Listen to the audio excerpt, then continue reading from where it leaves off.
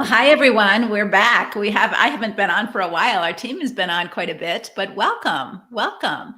And if you have ever been with me before on a Facebook Live, you know that I and my team do not like talking into the microphone or talking into a camera. We really like to know someone's on the other end. So if you are present for this Facebook Live, could you just give us a shout out and say hello? Let us know that you are here live with us because we have a very important topic to talk about with you today. And we just want to make sure someone's there listening so that we can move forward and talk and have a conversation.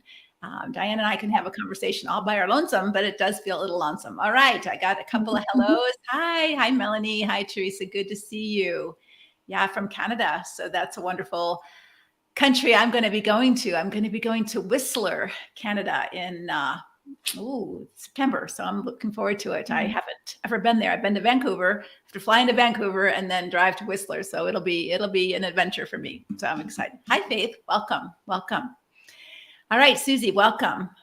Today our topic is, are you afraid that if you use your voice or when you use your voice to say what you feel, to say what you think, to speak about what you want or what you believe or what you don't want, are you afraid to do that in certain relationships because other people might not like it or might be disappointed with you or might not approve of what you think or what you feel or what you want? So is this a problem for you that you sometimes silence you in order to be accepted by them? How many of you can relate to that problem? Absolutely, Lynn says. Yeah, absolutely. I just want to give a fair warning to all of you. Sometimes we do different Facebook Lives on different sites. This one here that you all are on right now is my public Facebook page. Not that everybody goes to my public Facebook page, but it is accessible. And so just be careful what you write so that if there's something like, yeah, I just can't ever talk to my mother-in-law because she's, and then your mother-in-law shows up on my page and reads that, you don't want that happening. So speak more vaguely if you have a problem or a question about this, but we're really talking about you. We're not talking about them. We're talking about you. So what happens to you when you have a disagreement in Bible study and you're not agreeing with the direction that the leader is teaching? Or what happens to you when your girlfriends want to see a movie together and that movie just is against, you don't want to see that kind of movie? What do you do? Are you free to speak up? Can you say, no, that's not for me. I don't want to do that. Go have fun. I'll go do something else. Or can you share your ideas about things? We live in a culture where it's scary to do that with people we don't know, but sometimes it's even scary to do it with people we do know. I remember I was sitting on the Prescott shuttle from Prescott, where I lived, in the summer to Phoenix to get to the airport. There's a shuttle that goes every day. And I had to travel somewhere, and I was sitting between two women who were having a very strong political discussion about something I just couldn't agree with. Very conservative in a unhealthy way, and just blame shifting and demonizing and all of that. And I just could hardly contain myself anymore. And I didn't know these women, so it was less of a risk for me. But I just said, have you thought about it from this perspective? And it was like, no, we never thought. And so it actually turned out to be a pretty robust discussion because they had never had anybody who injected any fresh air into that conversation, which I did. But it was a risk of being rejected or shamed in the moment. And I was willing to take that risk. It was on a bus and I was going to see these ladies again. But what about you? What about you? What happens that silences your voice? Yeah, let me just read some of the feed. Amy says, I've been waiting for this. I'll be glad to get the information I can use. Yes and no, but to avoid the cruel backlash and attack from my husband. Yeah, so sometimes it's our closest relationships. It might be our spouse. It might be our sister. It might be our mother or mother-in-law. It might be our pastor. We might have to disagree with him. I remember a time when our pastor was talking about the whole affair with David and Bathsheba, and that's what he called it. And afterwards, I just went up to him. I said, do you really think Bathsheba had a choice? And he was like, What do you mean? And I said, I don't know. As I read the Old Testament, you don't say no to the king. And he's like, I never thought about it that way. And I said, okay, well, I think about it that way. Why don't you think about it and we can have a conversation? But it was scary to go up to him and use my voice and the wisdom that God's given me to challenge someone who I think has more wisdom than me and who has more training and all of that. So what keeps us so silent? Yeah, being shamed, Connie says, as would happen growing up. Our fear of a fallout with that person. Faye says it depends on the audience. Sometimes I speak out and sometimes I just bow out. It's okay to disagree. And it's okay to not have to say it and you just know that this audience isn't going to receive you and you just distance yourself from the audience. So here's our dilemma. We've got two, so I'm going to put my two hands up here. We have a desire to belong. We have a desire to connect. All of us have that as women. God has given us, probably more so than men, a real desire to be in connection, community, and in relationship with people. That's our desire. And that's a good desire. It can become an idolatrous desire, but it's a good desire. Okay. In and of itself, it's a good desire. And God calls us to let our light shine, to be our authentic self. He calls us to that. That is our goal in maturity, is to become who God called us to become. What happens when these two are in conflict? To belong means I have to silence my authentic self. Or maybe I grew up in a family where I was never even encouraged to be my authentic self, to find my authentic self, to know my authentic self. What happens? Yeah, what happens? Fear of loss because I can't support myself because of health issues. Yeah.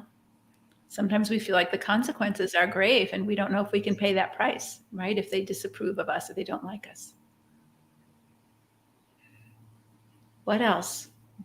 What keeps you from being, you want someone to like you, you want someone to approve of you, you want someone to want you want to connect, you want to belong. And you're afraid that if you show up fully you, that won't happen. Diana, has that ever happened to you? Yes. I think of a particular situation that had happened to me in a work environment. And, there were people of various different value systems and beliefs. And I spoke out openly. It was a simple thing I said, that I believed in a creator God. And we were at lunch and the table got silent. There were psychologists and other clinical counselors on board. And my friend, he challenged me afterward and he said, Diana, you can't speak openly like that in these environments. People just think that you're ignorant. And he was basically, and had been telling me for years, I couldn't be who I was with him. And What did that cost you? Well, at first I did a lot of self-analysis and you walk away thinking, what's wrong with me? Sometimes I thought about that, but you don't feel good. I felt awful about the situation, not about myself. And then there was a part of me that was angry. And so what it cost me was that relationship. Mm-hmm. Because eventually I realized he couldn't accept me for who I was and we couldn't walk together. And if I wasn't free to, we had a full out argument about my belief in Christ, and I spoke to him and I said, I will not deny Christ. Well, you believe that's the only way? I said, yes, that's my belief. That's why I believe it. I believe it's the only way. Well, he couldn't walk with me as long as I adhered to that value system. And so he was saying to me, I can't be friends with you. Was I willing to accept that? I mean, really, legitimately, Leslie, it came down to, would I deny that Christ is my God and I believe he is the only way to forgiveness, salvation, eternal life. And, I said, that's not going to happen. And, but I will tell you, I did hang out with him for quite a while. We're colleagues. We've been colleagues for as old as my daughter is, 25 years. And But I did get quiet in that relationship until I finally just said, I'm not doing this. Mm-hmm. Mm-hmm. Mm-hmm. Yeah. So Teresa says something really important, ladies. Jesus, others, and you in my family, what a person wanted was always last. Mm-hmm. How many of you heard that too? I did. I did. I Yeah. didn't hear that in well, I shouldn't say I don't remember much of my early life. It was pretty traumatic, but my living with my mother period of time, it wasn't Jesus, others, and you. It was all her, and you didn't have a you there. And when I went to my father's home, it was Jesus, others, and you. And that was confusing because the Bible doesn't really teach that. In Philippians, for example, it doesn't say you come last. It says, it assumes actually that we go first, right? And it doesn't say that's bad. It says, don't only look out for your own interests. Of course, it's biblical to look out for your own interests. That's part of self-stewardship. Don't only look out for your own interests, but also for the interests of others, right? And also for the interests of others. So we're to look out for our interests. We are to let our light shine. God says he's put a light in each of us. And other people try to dim it. And we dim it. We stay small. And I think the church teaches women to stay small and quiet and silent and just do your work to help everybody else. I think they don't say it quite that way, but I think that's the message that we get. At least the older generation did. But I think the newer generation is still getting some of that. As long as you are compliant and good and serve others and do it right, then everybody's going to like you.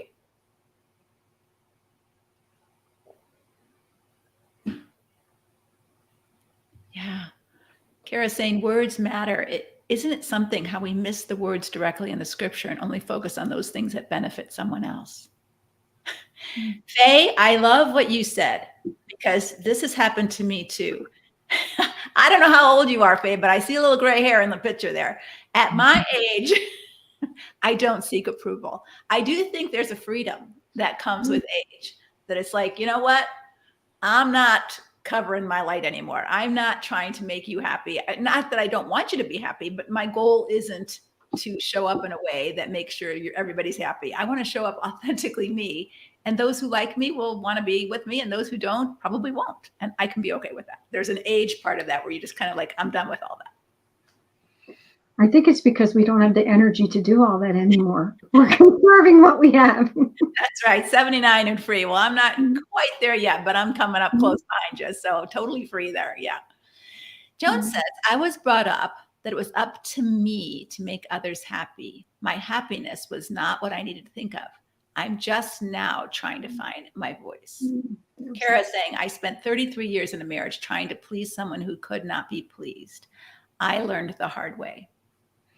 So I'm going to invite you to put on your calendar a free workshop that I'm going to be doing in a couple of weeks. And the workshop is called I'm Not Okay When You're Not Okay. I'm not okay when you're not okay. Why? Like when you're upset, I'm not okay. When you're cheating, I'm not okay. When you're dishonest, I'm not okay. When you don't like me, I'm not okay. What is going on there? When you disapprove of me, I'm not okay. What is the power there? And if we're going to learn to be okay, even if they're not okay, we've got to kind of tease this apart and we've got to define what's my problem here? What's your problem here? And if we have a relationship, what's our problem here? And so I'm going to be doing this free. It's going to be about an hour. Usually I say that, but people usually, I'm just going to be in full disclosure. People hang out with me for about 3 hours because we do an hour and then we do two hours of question and answer and talking together. So it's not just a 1 hour commitment, but I would encourage you. It's absolutely free.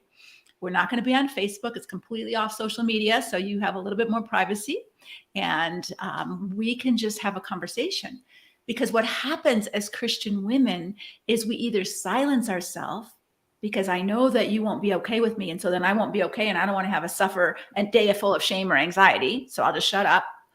Or you do something like you lie or you're watching porn and I'm a wreck. I'm a wreck. And I'm trying to get you to stop so that I'm not a wreck. But you solving his problem with porn, how's that working? It's not working. And so in order for you to learn to be okay, whether it's in this smaller way about disapproval and you can't be your authentic self, or whether it's a big deal thing where someone is actually doing something harmful to themselves and to your relationship, but you're fixing it the wrong way by trying to solve his problem so that you'll be okay. And that never works. So I want to show you a completely different way. And in order to show you that, we're going to give some teasers in this workshop. We're going to give you some actual help today as well. But save your seat for our next training. It's going to be on 8/17, Thursday night, and it's going to be Thursday day. So if you are on daytime schedule where you have free time, come at noon Eastern time. If you work during the day or you have more privacy at night and you can sit in your car all by yourself and watch the workshop on the computer or on your phone, sign up for it at 7:30 Eastern time. So noon Eastern time, same webinar. I will be live both times. I will stay late both times to answer your questions about this. But this is so crucial because so many of us as women are so impacted by what other people's problems are. They're doing something in your life, whether it's your parents are constantly critical to you and you're not okay. And you kind of try, Mom, why do you keep talking that way? Mom, why don't you, and they don't change and you're still not okay. Or your husband is watching porn. You say, why are you doing that? Why don't you go for help? You need accountability. I'm going to talk to the pastor and get you some help. It doesn't work and you're not okay. Or someone doesn't approve of your political persuasion or whatever it is. And you try to convince them, like, this is why I believe what I believe. And they're still not approving and you're not okay.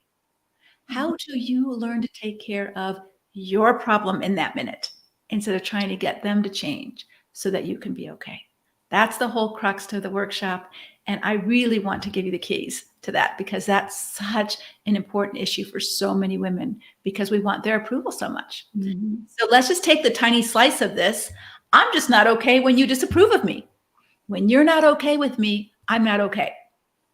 So therefore, I'm not going to ever open my mouth and say anything that might give you ammo to say that I'm not okay, because then I won't be okay if you don't think I am, or if you show I'm disapproval. So how do we begin to work on that? So Diana, you had some ideas as we were preparing for this in terms of just how to notice what's going on. Absolutely. The first thing is, what am I experiencing when I'm wanting to speak out and I'm feeling like I need to hold back? And for me, Leslie, it's safety. And so the first thing is, if I'm hesitant to speak out, what's going on? Just noticing. Is it a safety thing? What do I fear is going to happen if I use my voice? What has my experience in this situation or with this person taught me in the past?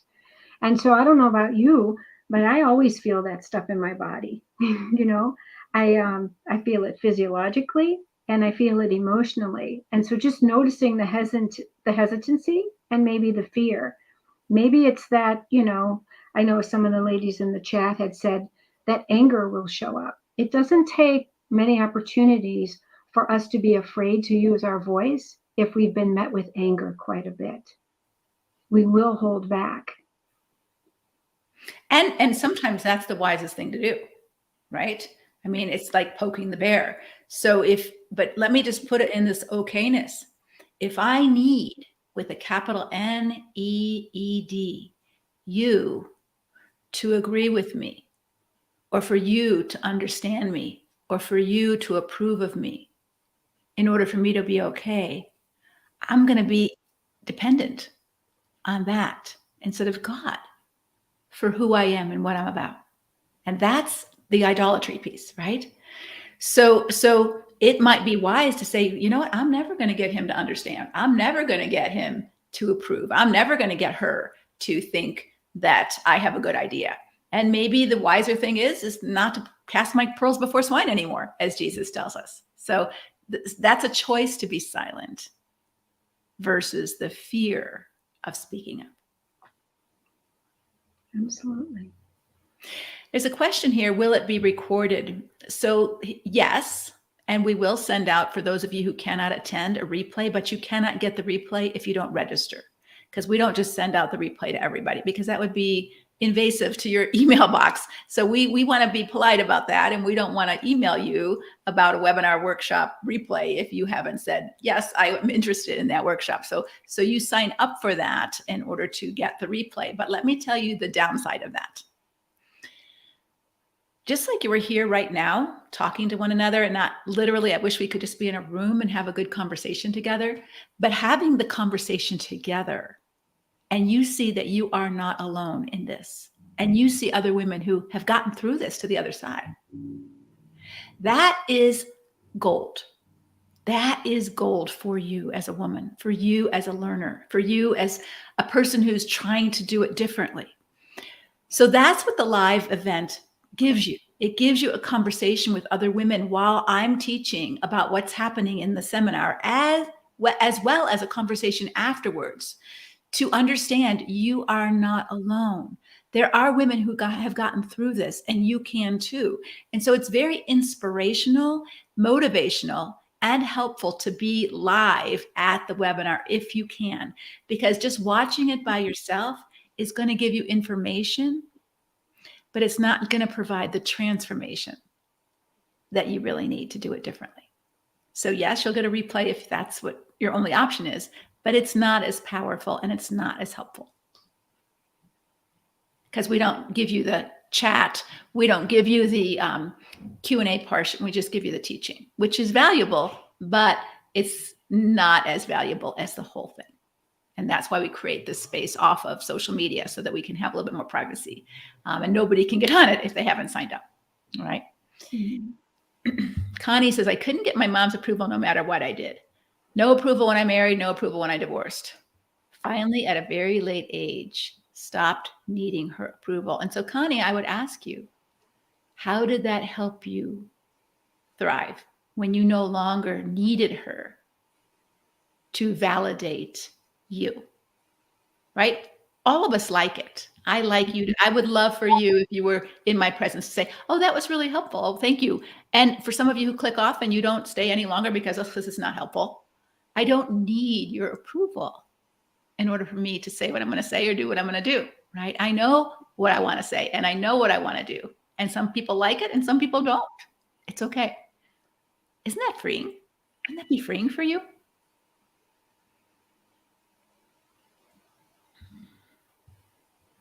Yeah. So Diana, give us a couple more ways that we can begin to step into that self-awareness of, oh, I'm upset, angry, discombobulated, silenced because I don't think they're going to like me. They're not going to approve of me. What's the next step once you become aware of that's your story? That's where you're at. Well, I think the first thing you have to ask yourself, well, what are the lies in that story? Is it really true? Mm-hmm. Sometimes we tell those stories and it's tied to our self-esteem. Maybe other places where we haven't been heard or valued. So we're experiencing that here, but we haven't even given it a chance to test the waters, to see if we can show up and be received and have connection for who we authentically are. And then in other cases where it's been a constant pattern of the relationship where I can't show up and be who I am, what is that information telling me? What do I want to do with that? And what's that costing you? What's that costing you in your relationship as well as in you? Well, you walk away from an interaction, or maybe it's a luncheon with a bunch of ladies where you haven't really acknowledged that these aren't people who want to know you or really value who you are, and you're shut down at every turn, and you go home. How does that feel? What does that look like? And I know many of us may take that out on ourselves and say, what's wrong with me? And maybe nothing's wrong with you. Maybe you just don't know how to express yourself for who you are and with people who can hear and be with who you are. And you're choosing the wrong people. There's so many variables in all of this, right? But I you know me, Leslie, the first thing I say is noticing with curiosity. Mm-hmm. What's going on here? What's my experience of this like? And then we look at it with awareness and we decide to really examine this for truthful thoughts. And so we look at the behaviors. Was, am I thinking about this clearly and with realistic observations? Do I have realistic expectations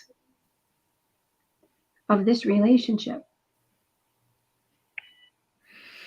Yeah, I think that's so important. And I have a word picture that I want to leave you with, but I want to answer a comment here. And if you have a question that you don't want to ask on the Facebook page itself, you can ask a question anonymously if you just go to leslievernick.com/question.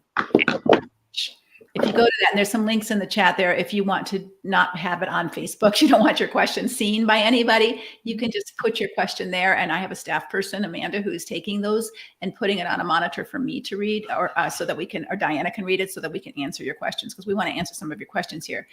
But Anne said this, as Anne, I don't know your first name.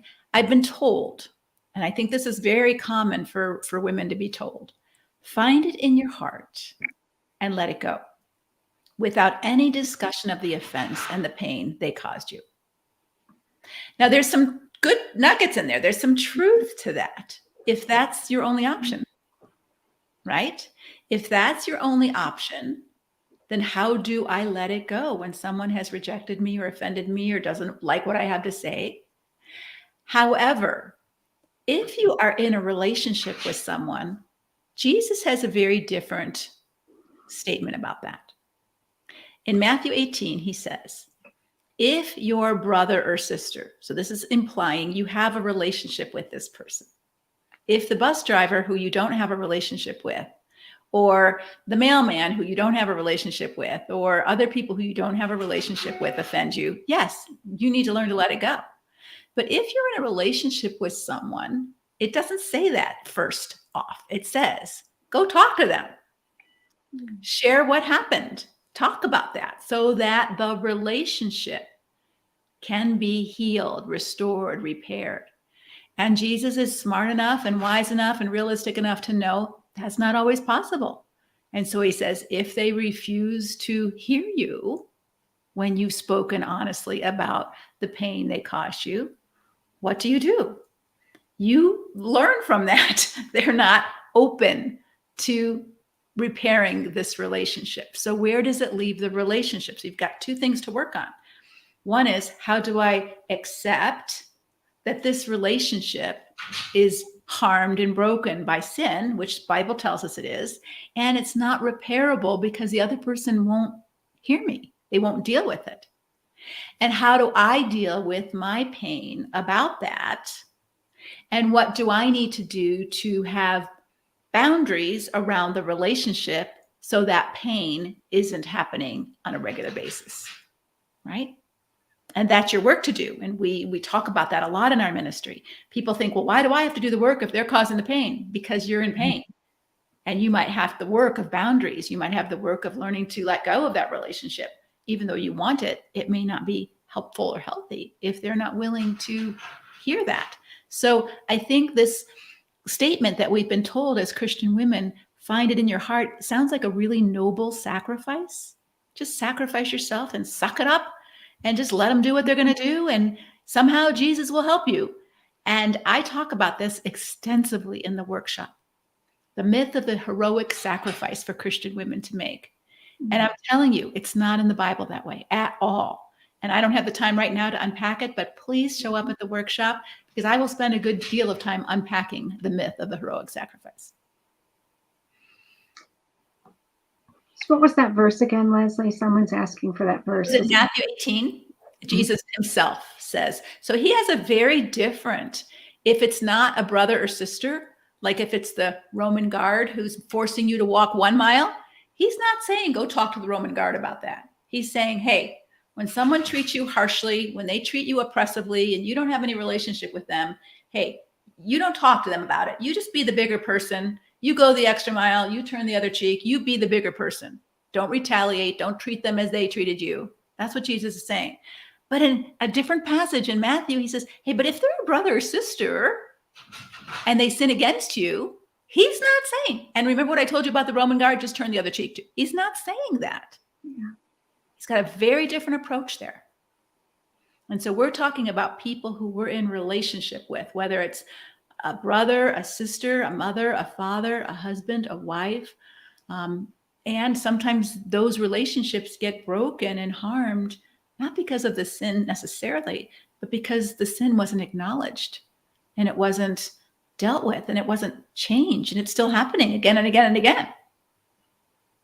Right? So this is where you might need the courage to use your voice to say, ouch, I don't like that. And we're afraid. We're afraid, but maybe that's what the other person needs to hear in order for them to be convicted to change. And if they don't, that tells you something. And that's Diana's process of paying attention. But if you never say, ouch, if someone is kicking you in the shins or stepping on your toes, and you never say, ouch, I don't like that, stop it, that hurts me, how would they know? Or better yet, what sometimes we tend to do is we keep trying to take on getting it right. We'll adapt all different kinds of ways of being to try to get the other person to approve of us. And it's like working on a bad relationship or a bad marriage. We just keep taking the responsibility to fix it, to heal it, to be whatever it would take. And, what's wrong with me? What could I do differently? It's exhausting. Rather than what you said in Matthew 17, the mandate is just walk away. Mm-hmm. We don't need to continue on in those relationships. Sometimes that's really hard to accept. Because we want that connection so bad. And this goes back to when I hinted about idolatry a little bit. And we'll be talking about this more in the workshop, but we want relationships so bad. You know that verse in Genesis where we talk about, the curse of the fall, that he shall rule over, your desire shall be for your husband and he shall rule over you. That's not the order that God created. That's the consequence of the fall. And so his desire to have power over you and dominate you, and your desire for him to approve you and want you and love you the way you want, those kind of things can get out of normal godly ways and become idolatrous. And so a husband becomes very controlling and abusive, and a woman becomes very dependent and needy. And I need you to love me in order for me to be okay. Do you? Do you? I think God says, my love fills you. It doesn't mean that we don't love other people loving us. We do. But if you need it for your air to breathe, then you're bowing into a false god. Right? I'm so glad you shared that verse. That is such a stumbling block for many women who believe that they are just supposed to surrender their entire being, their wants, their likes, their desires to this person who is supposed to tell them what they want, need. Mm-hmm.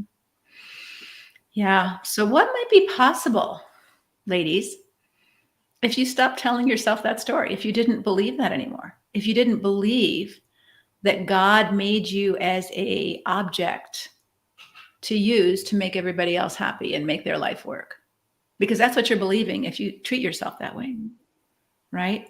And that not only do you treat yourself that way, but you allow other people to treat you that way. And I'm not saying be like me first, I am woman, hear me now, that song in the 60s. But I am saying that if God made you as one of his precious image bearers, as he did your husband, as he did your mother, so he would want you to treat them as a precious image bearer.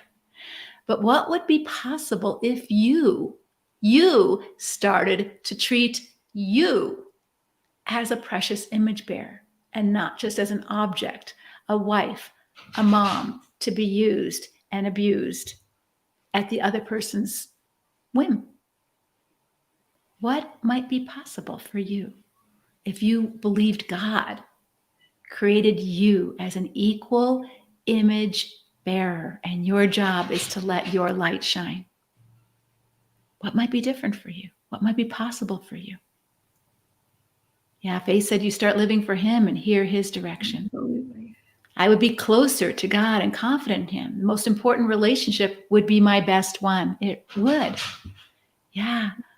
Jacqueline says, I'd feel free. I'd be more myself, more the person God created to be. Yeah. Yeah, those all sound like wins, don't they? Yeah, so what stops you?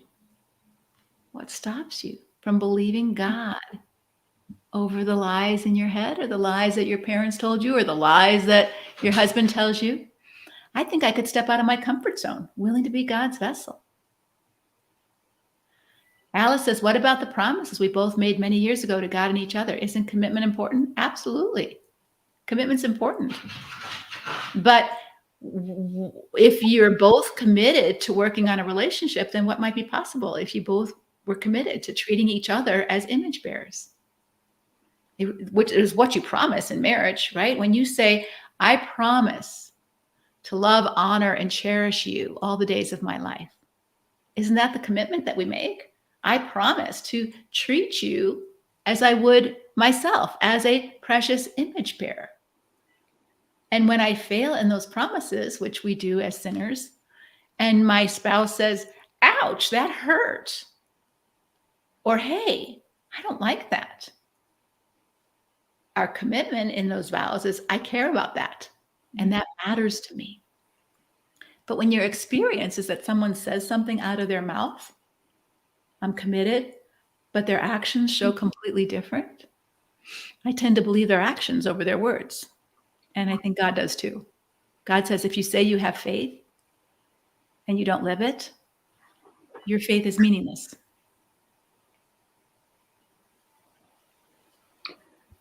Leslie, there's a comment from Julie. I'm still trying to figure out who I really am. Mm-hmm. And I really do believe that's a part of overcoming your fear. Yeah. Is finding your voice and knowing who you are. Well, the key to finding your voice is knowing who you are. And then it's a process of discovery. If you're not used to that, or you haven't been encouraged to do that, like you had said earlier on in life, sometimes our parents don't encourage us to individuate, or they have some ideas about who we are and slap a label on us, and we never really think that through. But that's what we get to do. Mm-hmm. That's what we get to do. And that's going to be your homework. And as I do this workshop, I'm going to be talking about how to find you who you are. But let me give you an illustration that might be helpful. So I want you to get yourself ready to put something in the chat. I want to hear it from all of you. If you were to walk into 31 Flavors today and pick your favorite ice cream, now this is related to what we're talking about, okay? So we're not going off the track. If you were to go into 31 Flavors today and pick your favorite ice cream, what ice cream would you pick? Put it in the chat. What ice cream would you pick? Chocolate. Mint chocolate. All right, mint chocolate chip. Come on, put it in the chat. What ice cream would you pick? Chocolate, salted caramel. That's my, yeah, I love that. Pecan, butter pecan, strawberry, vanilla chocolate chip, chocolate with marshmallows. Okay, so we're getting vanilla bean, lime sherbet, coconut. Okay. So this is what German chocolate. This is what I want you to imagine. Birthday cake. Okay. Moose tracks, coffee. We're not all the same. We're not all the same, are we? We don't like the same things. So imagine going into an ice cream parlor and picking your favorite flavor that you picked, pistachio. And strawberry looks over and says, why did they pick me? What's wrong with me? Something's wrong with me. I can't be strawberry. I have to pretend to be pistachio because they like pistachio better than chocolate or better than strawberry. I guess I'll try to be pistachio then. And that's what women do. They don't be them because they see someone else wanting someone else. And they think, I got to be her. I got to be like that. No, you don't. In God's creation, he created you just exactly the way he wanted you to be. And if he created you to be pistachio ice cream, then you be the best flavor you can be. And some people aren't going to like it. And some people aren't going to choose it. If you were created to be vanilla, be the best vanilla bean ice cream you can be. But don't try to be strawberry. Don't try to be chocolate. Be vanilla. And some people don't pick vanilla. And this is where we start to feel like, what's wrong with nothing? Nothing's wrong with you. You don't pick every ice cream flavor that you go there. There's some you like and some you don't. The ice cream's job is to be the best it can be, so that when you eat it, you go, oh, I love this ice cream. I'm going to eat the whole thing. In fact, I want another scoop. Right? And so that's our job, is to not try to be what they want us to be or what they tell us to be, but to be who God made you to be. And some people just aren't going to like it. Guess what? I have news for some of you. Some people didn't like Jesus. Some people didn't like Jesus. Amanda, would you be willing to put the link to the webinar in the chat? If you can put the direct link into the chat of the Facebook Live. Somebody's asking for that. Okay. And some people change their flavor after 36 years, and you are still the flavor you're made to be. Yeah, you can't become who you aren't. Right? And so your job, like Diana said, is, God, what flavor did you make me? You know, and it helped me to understand those gifts and those abilities and those likes. And when you like something, like I painted when I was in high school. I painted all the time. And then I gave it up. I never painted again until just a couple years ago. And I'm painting again because God put that in me to do. And it's not to make money. It's just to say something. To say something in my painting. So I'm painting an elephant right now for a nephew who started school with an elephant as a mascot. And I'm saying that elephants are strong and they're resilient. And so to say something in a different way, but that not everybody, you know, I don't knit, I don't do other things. And so be who you are. And some people like that. Like I was an outspoken person, even in my family of origin. And I would go up to my pastor and say things. Some of those pastors don't like it when a woman speaks up to them, and they shun you and don't want you around and blackball you from leadership positions. And I've experienced that. All right. That doesn't mean I was wrong. It means that I don't fit here. I don't fit here. Right. I'm currently the flavor that I was told I was supposed to be, but I'm not the flavor I'm thinking God wants to be. Yeah. For some, that's a huge wake-up call for many of the women that we work with is, wow, I tried to be so hard what everybody told me to be or wanted me to be. And I did too. I went through a season of that, you know? So I jumped from, when I'm walking away from an experience or being with someone, trying to figure out what I want, what I don't want, what I like and what I don't want, rather than asking what's wrong with me, asking the question is just noticing, I don't really desire that. I don't really want that. Take note of it. Yes. That's part of the process. I do, and as we see in the chat here, I don't like this conversation. I don't want to engage in conversations, whether it's about politics or arguing the scriptures or things like that. That's all a part of who you are, is noticing that. There's nothing wrong with you. It's just not what you desire to do or how you want to spend your time. Mm-hmm. Yeah. So I'm I don't like listening to the news. I don't like sitting in front of the TV. If my husband went away and one of my coaches came to visit, I don't know if you know this story, Leanne came to visit and she said, oh, let's watch that Shiny Happy Family on, and I said, I don't know how to turn on my TV. I never watch it. I said, if you can, because all the controllers out there, I said, if you can figure out how to turn the TV, I guess we can watch it. But I don't watch TV, so I don't know how to turn it on. And that's the truth. I still don't know how to turn it on. And I don't even care to learn. I suppose if I had to, I could, but that's not me. That's not what I want to do with my time. But to know that about yourself without feeling like, oh, what's wrong with me? Or feeling pressured. Like my husband likes to watch TV and he'll say, oh, you want to watch a movie? And I'll be like, no, why don't you watch a movie? I'm going to go paint, and we've had to come to accept that we don't like some of the same things. We don't like to spend our time the same way. And how do we do that respectfully without me feeling like, oh, I'm being a bad wife because I won't sit on the couch with him for 3 hours every night and watch TV. That would be the last thing in the world I'd want to do. Right. But he accepts me and I accept him. I don't criticize him for those things. So if that's how he likes to spend his time, go for it. Right. And so I think this is where we can have a relationship that honors each other's differences. We can have more than one flavor of ice cream in this house. And he eats his box and I eat my box and we eat our own ice cream because we don't like the same flavor sometimes, and it's okay. It's okay. Leslie, we have a question in on our medium. Would you like me to read it? Sure.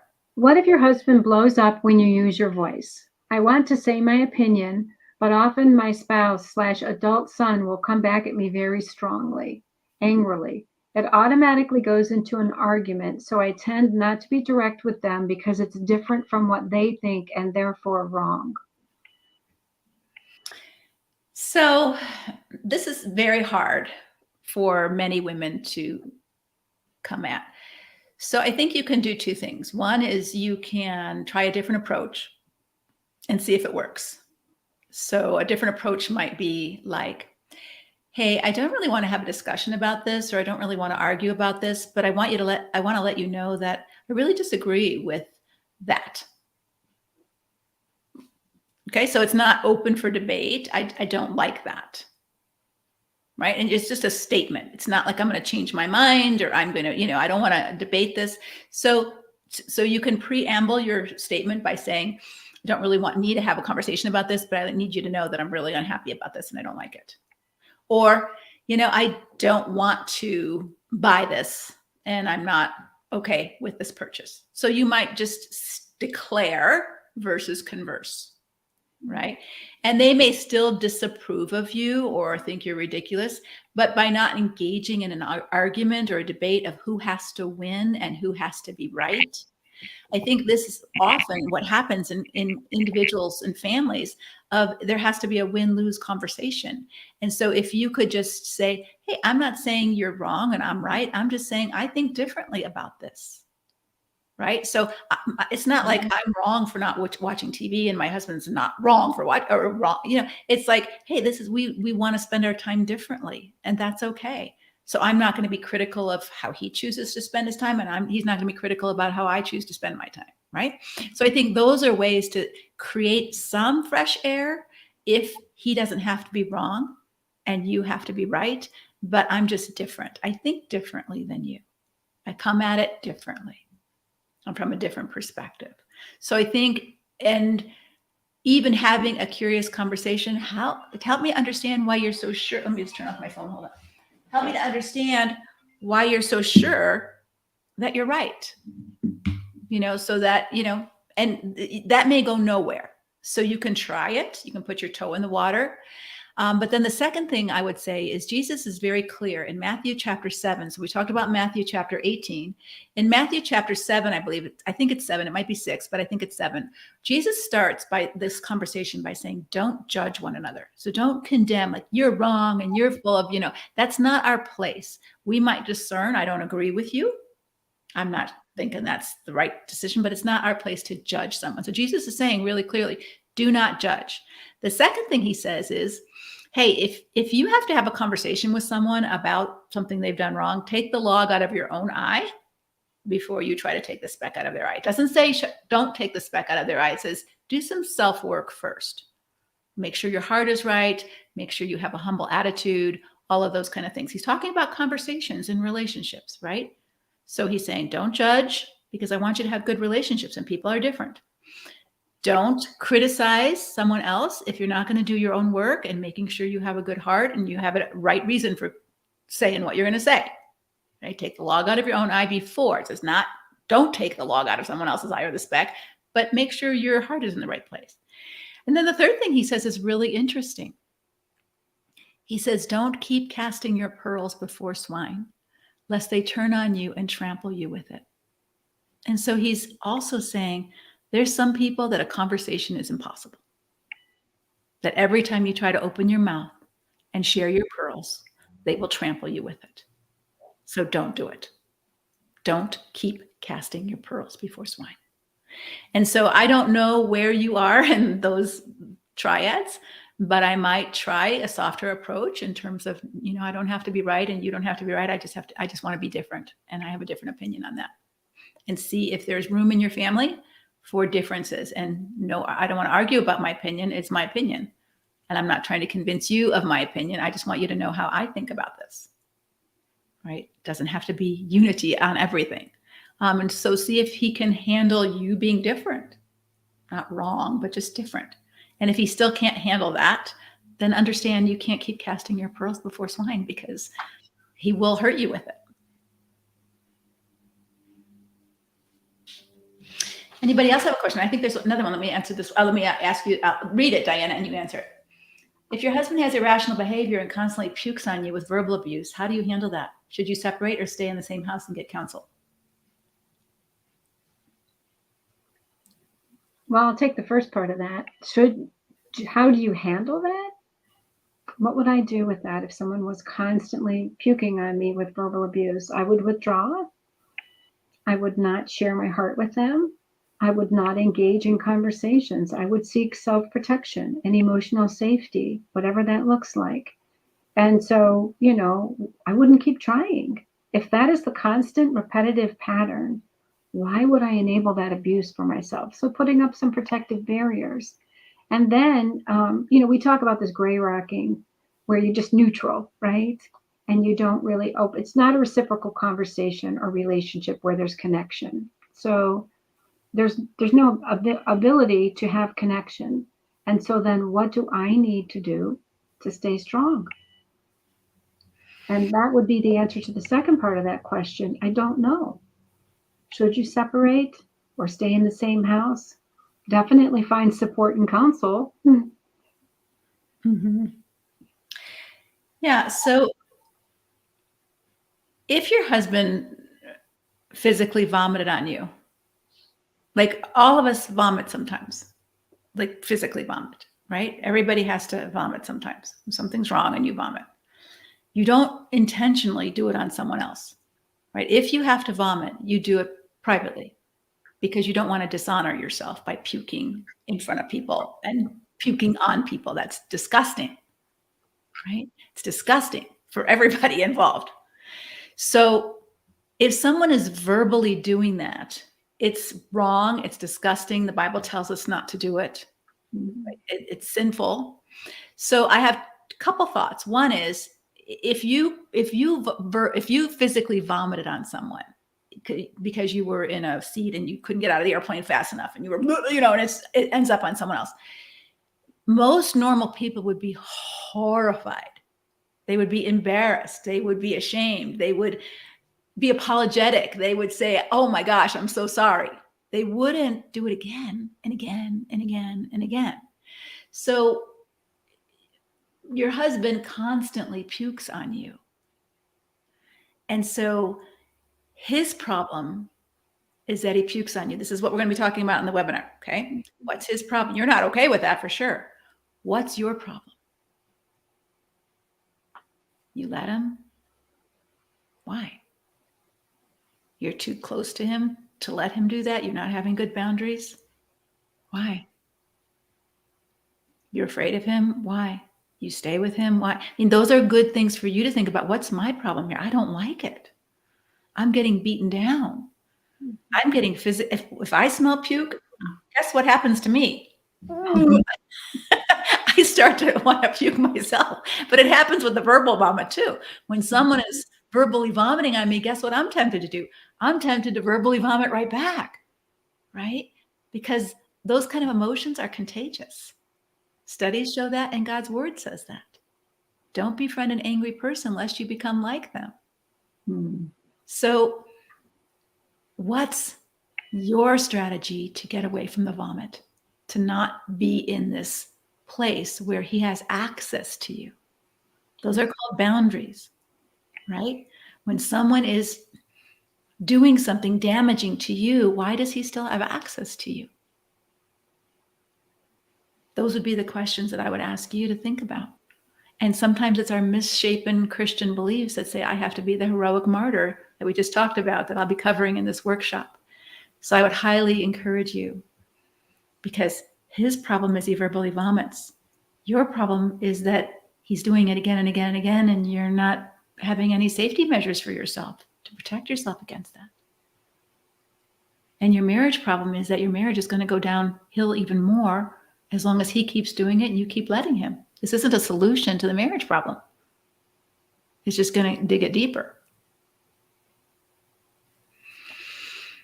So I wish I had better news for you, but I would say take care of you. Absolutely. All right, any other questions? I don't see any more that are in our feed. Is there any other questions that you have that you'd like us to answer about how do you find your voice? And again, sometimes as you're practicing, let me give you a couple of hints. You may not know your voice. So journaling helps you find your voice. Like, how did I feel about that? What do I think about that? What do I want to happen? What do I don't want to happen? Sometimes when I was struggling with some identity issues, I would sit in the morning and I would journal and I'd say, what kind of life do I want? Just like I might say, what do I want for dinner? What do I have taste for? Right? I might ask myself that question. I just don't eat, oh, the fridge only has cottage cheese. I guess I have to eat cottage. I don't have to eat cottage cheese if I don't want cottage cheese. That helps me to know what I want, what I don't want, what I like, what I don't like. So I might ask myself, what do I really want for my life? Is this what I want? Do I feel happy? And then I might ask it a different way. What during the day today brought life to my soul? What did I do that brought life to my soul? And what did I do that totally drained me? And one of the things I found that brings life to my soul, I didn't know this until I did that exercise, was sitting outside. I had a little swing when I lived in Pennsylvania. I sit outside, I had a little swing, and I had a bird feeder. And every time I would see a hummingbird, I would just like be so delighted with that. And it turned up in my journal. I have to know that I need every day to sit outside. I need to be in nature. I need to see beauty around me. That refreshes my soul, right? I didn't know that about myself. And so those are little things that you can do. So I might stick up for myself. If I were working from home, which I do, one of the things I did is I've got to move to a sunshine state. I can't stand living in the cloudy cold in Pennsylvania anymore, right? I know I need that.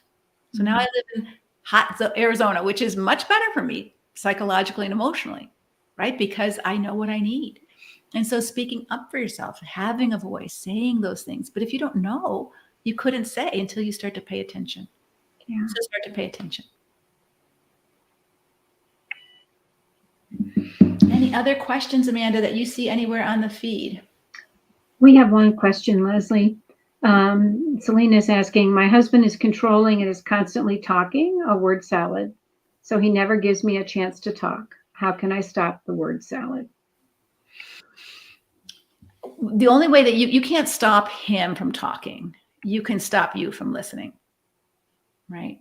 And you can't change his choice of words. You can stop how much time you're going to give yourself to listen. So I might say something like, and I'm going to make this up because I don't know the circumstances. I find myself getting very anxious in these long conversations where I don't really know where you're going. So I'm only willing to listen for 3 minutes, and then I'm going to need a break. Right? And then take that break. Go to the bathroom, go outside for a walk, calm yourself down. And then if you can't take any more, then I think you need to say, I've had enough for today. So if you need to communicate to me further, write it down. And so you can have boundaries about what you're willing to listen to, how long you're willing to listen to. Hey, you're not really making any sense to me in how you're talking. It might be helpful if you really want me to know what you feel to write some things down so that you can get clear before you talk to me. And if he chooses to do that, great. If he chooses not to do that, then, hey, I don't really get where you're going with all of this. And it's scaring me and it's wearing me out. And I've got some other things to do. And I think I need you to collect your thoughts. And if you want me to listen, I need you to collect your thoughts so I can hear it in a more organized way. And, so there's your boundaries. I'll give you this. I won't give you this. And that's where you have some control. You don't have any control over how he talks or what he says. Any thoughts about that, Diana? Totally true. We can't stop and that's the mistake that we believe, is that we can change the response that we're getting. We can only change us, what I'm willing to sit with, what I'm not willing to sit with, what I'll do when this happens. There's so much power and freedom in that. Yeah. And so if we think about our workshop that we're going to be having on the 17th, I'm not okay when he does word salad for 45 minutes. So what do I do about my problem? I try to change him. Don't talk that way. I try to make him change. Go to the psychiatrist. You're talking crazy. What? And so I can be okay. But you have no power to make him do any of that. So I'm not saying that's not a first. I see that you're sweating and having shortness of breath, I think you need to go to the hospital. Maybe you're having a heart attack. And if he listens, great. You're a great helpmate. But if he doesn't listen, what do you do about your problem? I'm anxious. I might be an early widow. What do I do with that? Maybe I need to be employable. Maybe I need to make sure we have life insurance. Maybe I need to, make sure our affairs are in order. So if something happens to him, I'm not a wreck about that. I might, all of that. So I think understanding how to handle your problem gives you the power to not be so afraid of what he might do or might not do. Right? If your husband's watching porn, that's his problem. What's your problem? You don't like it. You don't like to be married to someone like that. You don't like having sex with someone who's thinking about other women. Get it. What are you going to do about your problem? What are you going to do about that? And we talk about that in the workshop. So if you haven't signed up, I'd really encourage you to sign up, because you can do something about your problem. Just like we said to her, don't listen so long. Don't put yourself in the path of those conversations if you can help it. And if he's locking you in a room and keeping you captive, that's telling you something. You have to get to safety, right? You can't stop him from doing that. You can stop yourself from being available for him to do that to you. All right. Here's another question. What is the language to use if you are using your voice and it goes south? It gets testy or combative or feeling attacked and you want to withdraw? Any thoughts about that, Diana? What would you say if you're trying to explain your point of view, or you're trying to explain your opinion or your feelings, and the other person is getting uncomfortable, combative, attacking, and you want to end the conversation? How might you do that? That happened to me yesterday. I was having a conversation about getting some new eyeglasses and asking for some help. And the woman that I was asking help for she was overreacting to me because she had had some bad experiences in the past. And the language to using my voice was to stay calm and to express myself well, but also to be respectful to her. And eventually she got through the intensity and we settled. And just representing myself well. I didn't just want my way and what I needed to walk away with, but I wanted to behave in a way that was in line with who I am. I wanted her to feel valued and understood as well. And so I kept asking questions. She kept getting really irritated because I was asking questions, but she was explaining to me why she couldn't do what I wanted her to do. And so eventually, respectfully, I knew that I had a right for the information, but I just kind of, was kind, polite, and thanked her for her time, and walked away. So the language was, who do I want to be? Mm-hmm. And how do I want this to go? Because I can be in control of me. I couldn't be in control of how she was taking it. She was very intense. She was very defensive. I can't change that. All I could do is, and we're taught that I did some inpatient training, and we're taught that, your voice and your manner kind of sets the tone. Sometimes when that's happening, what you can do is, I wouldn't say I'm feeling attacked, but what you can say is, I notice that you're very angry, or I sense that you're angry. Just calling it out, can sometimes help the person to self-evaluate and change the dynamics. Mm-hmm. Yeah. So the truth is that people influence us and impact us. But the thing that as women, we don't realize is we can influence and impact too. Right. And so you influenced an impact to that woman. It doesn't always happen that way. But the Bible tells us in Proverbs 15:1, a gentle answer turns away wrath, but a harsh word stirs up strife. So how many of you have ever been on a phone call with a customer service rep and you are so mad about something? Like your internet's not working, your plane ticket got canceled, whatever it is, you are not happy. Your credit card got charged wrong, and you're on customer service and you are hot. You're not handling yourself well. You're spewing your story, and the other person gets an attitude toward you. You've just infected them, and now they're short with you, or maybe they had another customer who was hot too, and they're snippy and they're disrespectful to you. Does that help you calm down, or does that just light your fire even more? Right? Just light your fire even more. But have you ever had a customer service rep who's doing her job well or his job well, and they say, Wow, I so understand, Mrs. Vernick. I understand you're really angry right now. Let me see what I can do for you. And I'm like, stop acting like a jerk, Leslie, right? It helps me. They're influencing me now. Calm down. It's okay, right?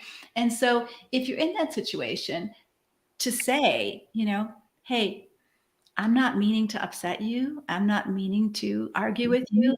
My goal is just to let you know that I don't agree with that. And I just like you to think about it, so you can be honest, you can show up, but that takes some internal work, right? We teach that in our groups of how do you do your work so that in the moment where who's going to influence who, right? Who's going to influence who here?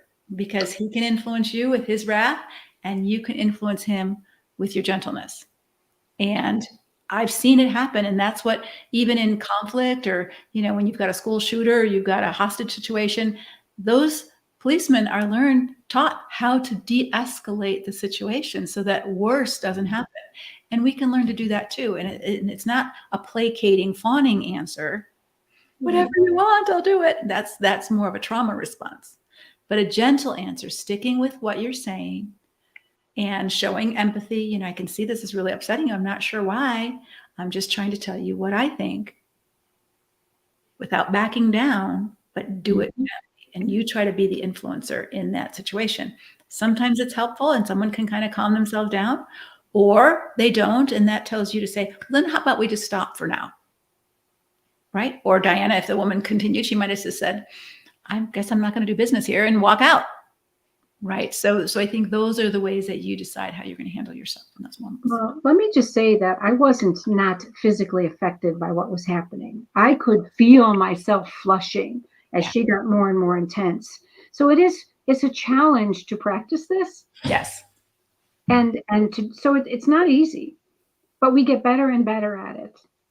And I did walk away without getting what I needed. And then I called another store, and then I called the manager of that store, and she explained to me what was really going on.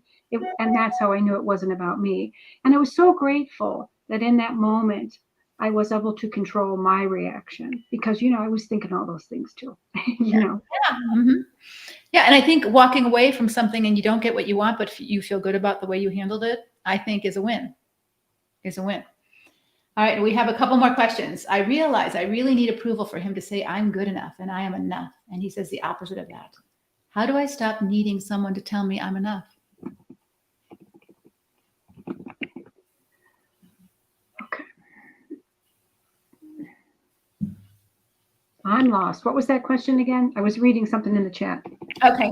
It's the third question from the bottom. I'll start answering it while you read it, okay? I think the person who has to say that you're enough is you. I'm just going to be real direct about that, because if you have an empty hole in who you are, it doesn't matter if they say you're enough. Is that enough for you to say, oh, okay, now that you've defined me, I believe you over my own self? So the reason he has power to destabilize you is that you don't believe you're enough. Oh. Right. And so Jesus knew he was enough, but he didn't make everybody happy all of the time. Right. He knew who he was. He knew who God called him to be, and he didn't do everything everybody wanted him to do. And they criticized him. They judged him. They told him he was crazy. He's out of his mind. He was demon possessed. I mean, he wasn't enough to make them believe he was the Messiah. Even his own disciple, Judas, he wasn't enough. But is that true? He wasn't enough. Or was that just their story? Jesus knew who he was. And so my short answer to you is, what is the work that you need to do to disempower your husband from destabilizing you by his criticism? Right? You have to believe that you're enough. And I would just add to that by saying, what does it mean that I am enough? Who gives me my worth? We talk about all the self-esteem stuff, but really it comes straight out of scripture. God places value on us, and that he's redeemed us and called us to be his children. Who's going to argue with that? Mm-hmm. God has given me his seal of approval. I'm his daughter, And so for me, I struggled for years teaching people self-esteem, as I can't apply this from a non-biblical perspective. Our Creator values us. He longs to be in relationship with you. He wants to sit and hear your thoughts, And this man's going to tell you you're not enough. God absolutely wants you, all of you, even the broken parts of you. And what this word enough might actually mean in your head and in his is that you're not perfect. Like you fail, you disappoint him, you fall short. And that's the truth. The truth is you can never, ever be perfect. God didn't make you to be perfect. And so if your husband expects you to never disappoint him, never fail him, never to upset him, and so his criticism comes from that place, and it hits your place of I'm not perfect and oh I failed, then it's a win-win for him, right? And so here's where you have to come to accept the truth that I am a beautiful and fallible human being. I'm not God. I'm just a human being. I can't know it all. I can't do it all. I can't solve it all. I can't fix it all. I'm just a limited human being made in God's image, and I will not dishonor myself by believing your lies. Right? And that's what needs to change. Well, What's his problem? He's a critical person. Your problem is you believe him. How do you solve that problem? And what's it going to cost you if you don't? just one last point with that is fear of disappointing him can be his manipulation tactic. Yeah. And the bar is always changing. So you're always on the hook. Yeah. What if you just accepted? What if you just accepted, ladies, that people are going to be disappointed in you? Like if I had to cancel this Facebook Live because of something, probably you would all be disappointed because you were looking forward to this topic, right? Right? I have a haircut on Friday. If he just cancels, I'm going to be really disappointed because I'm driving down to City West to get my haircut. You know, people disappoint us. It's not the end of the world, right? I don't have this expectation that nobody should ever disappoint me ever, right? So if you don't have this expectation that, oh, if someone's disappointed in me, it's the end. It's not the end of the world. They'll get over it, right? They'll get over it. And so let them be disappointed, right? It's you that you don't want to be disappointed in, right? You don't want to be disappointed in yourself. And that's the work that you need to do. All right, 2 more questions and then we're going to call, oh, Diana. Oh, we've got more questions now. Diana, how are you with time? I'm good. Okay. I can see. Okay. I love this question. How do I get church leadership to understand that our marriage issues aren't just communication issues? It always comes back to communication, but it's his hostility and hatred toward me. That's the problem. What do you think? I think you should, my short answer, my gut response is have them have Leslie come and train the staff. But no, seriously, I don't know that it's our job to get someone to understand. I think we can state what we're experiencing, and we can tell them what we think and feel of, what's happening here. That I feel like this is more than just a communication problem. And I don't feel like you're really understanding my perspective. That's the best I can do, Leslie, with that one. Okay. I think you can speak to that a lot. That's really your strength. So let's use a metaphor, because I think having word pictures like the ice cream helped you understand what that felt like, right? That I got to be the best ice cream I can be. I can't be someone else's flavor. I've got to be my flavor. All right. So I'm going to give you another word picture. So when you go to the doctor and you complain of a sore throat or shortness of breath or whatever, he's in his head saying, I wonder what's wrong. What am I going to do? What's wrong? What's the diagnosis here? What's the diagnosis? And so he's going to diagnose you with bronchitis and he's going to give you antibiotics and he's going to say, here, take these for 10 days and you'll be better. And in 10 days, you're not better. You come back and you say, I had this cough and I'm short of breath and I'm so tired and I can't function. And he says, oh, I hear a little wheeze down there. Let me give you an added inhaler. Here's more antibiotic. Here's an inhaler. Go home. You have bronchitis. And you go home and you don't get better and you get sicker and sicker and sicker. And finally you decide, I'm going to a different doctor. And you're so sick you can hardly breathe. And he says, let's do some tests. And he finds out you don't have bronchitis. You have lung cancer. This is what happens in counseling. When you go to the counselor and you express what the problem is, the counselor is in his mind saying, what's wrong? What's wrong? What's wrong with this couple? And he's saying, communication. They don't communicate well. He might notice that you don't communicate well in the session. So that's their problem. That's their problem. But when the client system, marriage system, getting sicker and sicker and sicker, this is where you don't buy that diagnosis anymore. You come back and you say, hey, this isn't the problem. This isn't working. This antibiotic isn't working anymore. It's never worked. I'm still as sick as I was. Our system is still as sick as it was. And that might be a helpful metaphor for your pastors to say that the treatment plan is impotent. Just like antibiotics, they're wonderful for bronchitis. They're impotent against lung cancer. My marriage has lung cancer. It's dying. Communication techniques is an antibiotic for bronchitis, common cold of marriage, not for lung cancer of marriage. We need far more potent medicine. Now, you can say that, I've said that, and they still may not understand. And the reason people don't understand is twofold. One is they just can't.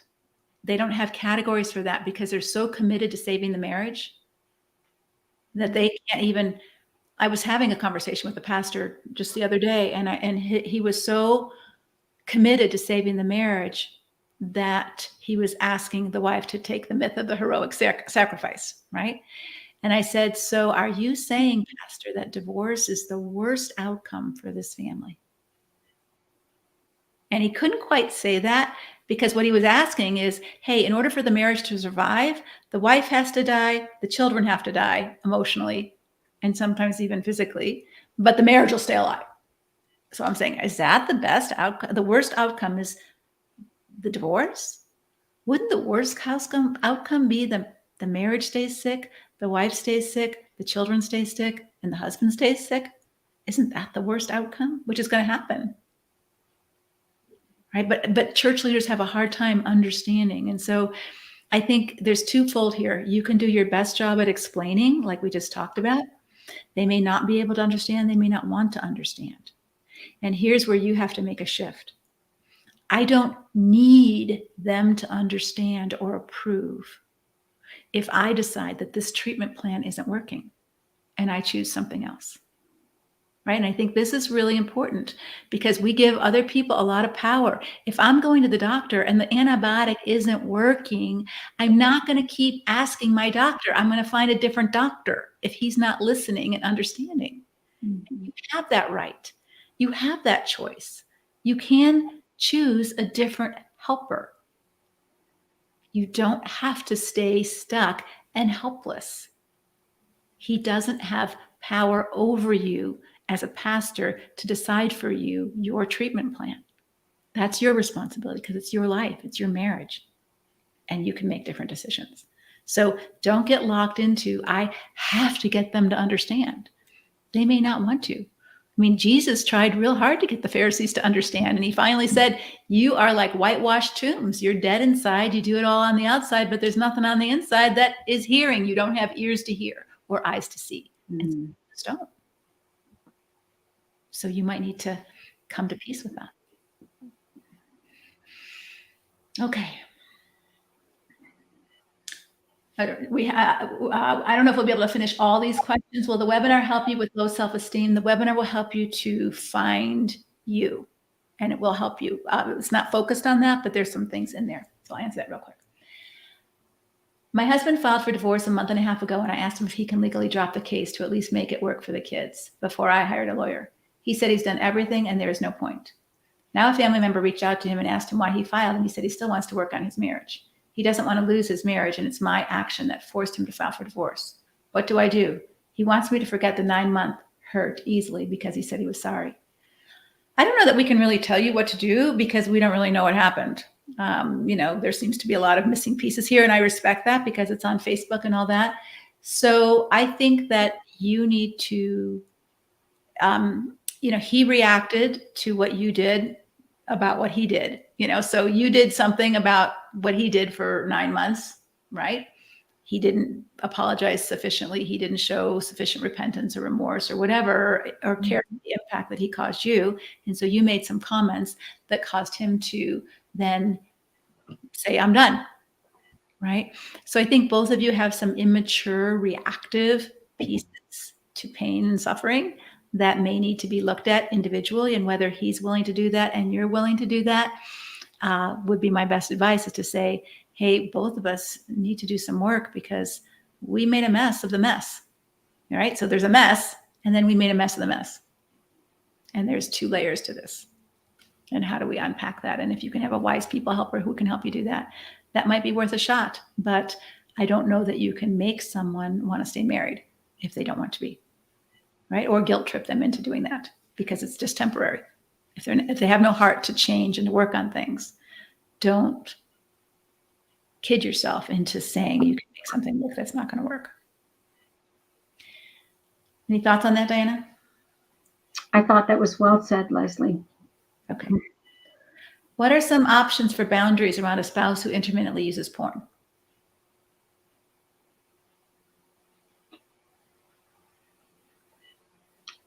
I'm a little bit confused about how you would set boundaries around him using porn. I mean, you can say what you prefer and what's not okay with you, but he's going to do what he's going to do. So the question is, what's my problem With his the problem he has with using porn? Mm-hmm. How is it affecting me?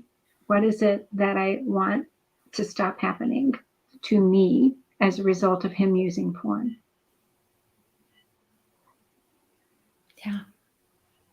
And therefore, you might set some boundaries around, I don't want to sleep with someone who uses porn intermittently. That's my boundary, right? Or I don't want to be married to someone who intermittently uses porn. That's my boundary. If you don't choose to stop or want to stop, that's my boundary, right? So you can only set boundaries on you and what you're willing to do and what you're not willing to do, not about his use of porn. I loved what you said earlier in the call today, Leslie. In our live, you said something about noticing how it makes you feel. So what's the impact to you? That's a deep question to ask. And you may be so focused on getting him to stop that you're not really recognizing all the yuck you're carrying because he's doing that. How is it affecting you? How does it, physically, emotionally, relationally? That has deep impact. Yeah. It's like trying to get a smoker to stop smoking without saying, well, how is this impacting me? I'm getting congested. I'm getting asthma. I'm getting secondhand smoke that might make me more vulnerable to lung cancer. I can't live here if he doesn't want to stop smoking, right? You can't, but you can solve your problem, right? And it has other ripples. I get that. We'll be talking about that in the workshop. But the only problem you can solve is yours. So Diana said it right. What is your problem with him watching porn? What's it doing to you? How's it impacting you? All right, one more question. Needing feels like such a horrible addiction, an addiction I have tried to break for years. It feels so lonely, never getting good words, only getting bad. What is the key to stopping that addiction?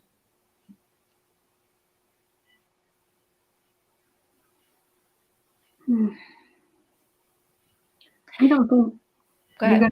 you can take it first. My thought is that needing in itself is not an addiction. It's the way we're created and how we're designed for. It's the question of what do I need more?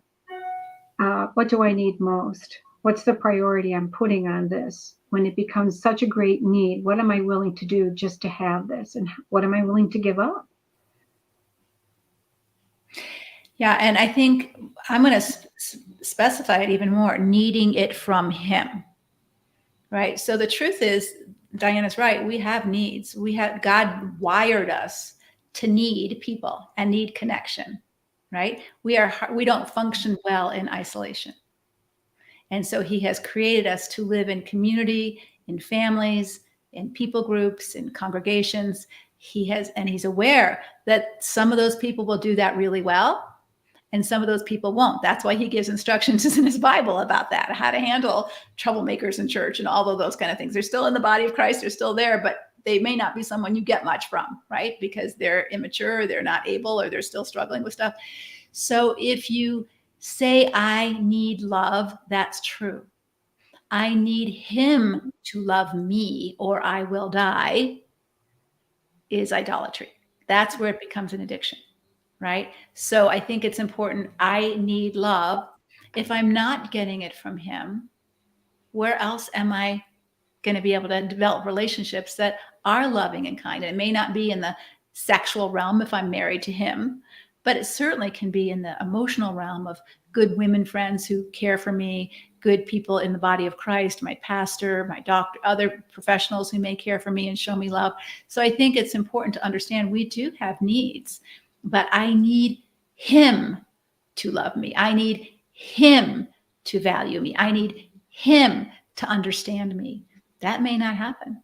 Jesus didn't get certain people to validate, understand, or love him. And it doesn't mean he didn't have any of that, because he did have that from people in his life. He just didn't have it from certain people. So the addiction comes when we put a target on it and say, I need this person to value me. And here's where we get even more stuck. So I had a mother who didn't love me. A mother who doesn't love her, who's that? She should. Why should it? She should love me, right? And so we get caught up in well, he's my husband. He should be honest. He's my husband. He shouldn't be unfaithful. And so we have these ideas, these stories, we call them in our group, about how people should be or how they shouldn't be, or how we should be and how we shouldn't be.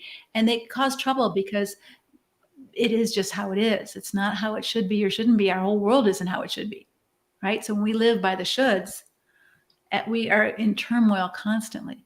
So the healthier option is, but he does. It's true. He doesn't love me. He doesn't value me. He doesn't honor me.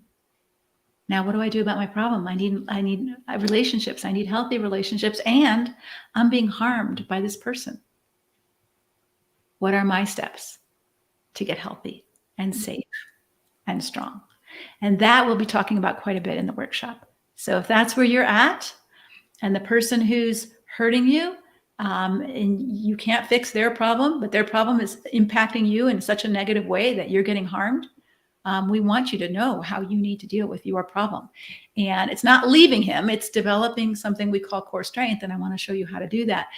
But it takes more time than we have in these Facebook Lives. So please, it's an absolutely free webinar. I will be there for at least 60 to 90 minutes teaching you and showing you the answers, and then another 60 to 90 minutes answering your questions about that, so that you really get it. I want you to really get it. Our mission is to help women grow into the person God called you to be, and not be a shrunken, shriveled shell of a person because some man doesn't love you like you want him to, or some mother failed as a mother. God knew that, and yet he still created you to be you and to grow into you. And just because your husband won't water you doesn't mean other people won't, or that you can't learn to water yourself, so that you can thrive and grow. So I think we're done for today. I think we're going to do another Facebook Live. Let me see what that's about and when it is. Let's see. Next Facebook Live is tomorrow, same time. And this is breaking out of the cycle of overfunctioning, overworking, and neglecting yourself. And I saw some comments, I can't remember who it was in the feed, who said, Jesus, others, and you, that was the mantra of, and so I'm working so hard to make everyone happy. I'm working so hard to do what I think God wants me to do, and I am a wreck inside. I'm exhausted. I'm depressed. I'm anxious. I'm resentful. When I give more than my capacity to give, I feel resentful. I'm just being honest, and I've learned that. And I don't want to be resentful. I want to give with a free heart. So there's a limit to that. And there's only so much capacity. Someone texted me this morning, a friend from the past, who wanted some of my time today, and she's in crisis, and regularly so. And I just said, I'm working today, and I will pray for you, and I don't know that I have time to give you today. And I'm okay with that. Absolutely. I'm okay with saying no, I can't. I don't feel that pressure to be for everybody all of the time, because I know myself. I don't have the capacity to do it without resentment or exhaustion or getting sick. I don't want to do that. If you have that problem, show up tomorrow, because we'll be talking about it and giving you some tips on how you can steward your one precious life and your gifts with wisdom versus fear. If I don't, they're not going to like me. They might not. And then again, they might have more respect for you. Any final words that you want to share, Diana, before we close for today? I do have a final word. I have been working with you for quite a few years now, more than a few. Oh, and I would, I'm old school. You call it a webinar, I call it a workshop. And I just want to encourage our listeners and those that will be viewing this later that it really is truly a time for you to settle in and to think about what's going on with me. And this webinar will teach you how to focus on the right things so that you feel that you have some choice and some agency to make a difference in your own experience and how you're walking, and from a biblical context. So I want to encourage you to set the time aside and to come to be fully there. That's so important, Diana. I love that you said that, because one of the things, I just finished a book on trauma, and many of you are traumatized. We know that. And one of the first identifiers of trauma, because trauma isn't what happened to you, it's what happened in you, is that you felt helpless and powerless over the trauma, whether it was a car accident, whether it was a rape, whether it was a tornado, or whether it's chronic trauma, and that you feel helpless and paralyzed right now because the person you're living with is traumatizing you every single day with their vomiting words. But one of the ways out of trauma is to reclaim your agency, your ability to choose, because you couldn't in the trauma. And when it's a repetitive trauma, especially relational trauma, it starts to feel like you have no voice and you have no choice. And so one of the ways out of trauma is to begin to, you can't even find your voice until you recognize you have a choice, right? And so I love that you said that, Diana, and we will teach you how to learn to find that. But your first choice is showing up, signing up, showing up, so that you can make choices to begin to walk forward toward healing and growth. So we'll close for now. Thank you for those words. I appreciate that. And we will see you tomorrow. So we'll be back on this Facebook page tomorrow on overfunctioning and getting exhausted and resentful. And what do we do about that? Because people are going to not like us if we don't do everything for them, right? Yep, you're right. So we want to talk about, you are trying to solve their problem by overfunctioning. And it's not only hurting you, it's also hurting them. And we want to talk to you about how. All right. See you tomorrow. Bye-bye.